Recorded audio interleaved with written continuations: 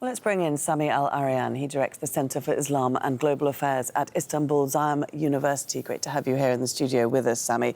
So as we heard there in Berna's report, the rules of engagement are that Israel should shoot in the lower body in the first instance. That's after a warning.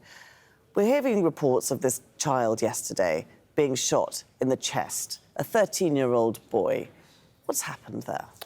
Well, there is a deliberate attempt by the Israelis to instill fear in the Palestinians in the West Bank. This has been going on actually before October 7th, but it has intensified after October 7th. So far, they killed about 430 people in the West Bank. These are people in their homes, villages, towns, and cities where they are not even bothering the Israelis. It's the Israelis who are going into their cities and towns and villages and homes.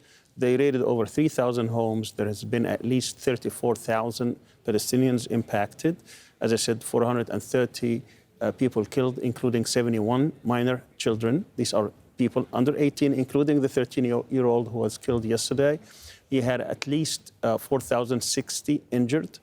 And that includes, I think, around 260 minors as well. These are people in their own homes, in their own towns that are being targeted by Itamar Ben-Gvir, who's been basically touting this. He's been congratulating the soldiers and the armed settlers who have been basically targeting the Palestinians. Bear in mind, there has also been 1,000 assaults by the settlers themselves on Palestinians in their farms and groves. The numbers are staggering, aren't they? And as we heard Nida saying earlier, the intensity of these attacks, it tends to increase during periods such as Ramadan. The response to the Palestinian resistance, we're talking about people a child being shot, people throwing stones, being shot, being killed. It's disproportionate. No one would argue against that.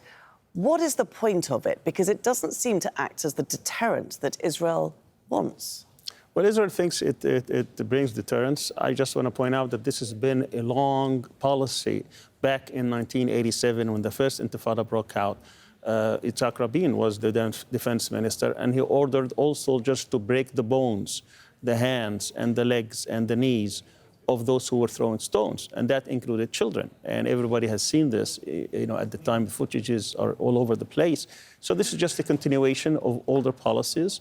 And that's what Ben-Gvir is doing. But now he's even targeting snipers to kill people after a couple of warning shots.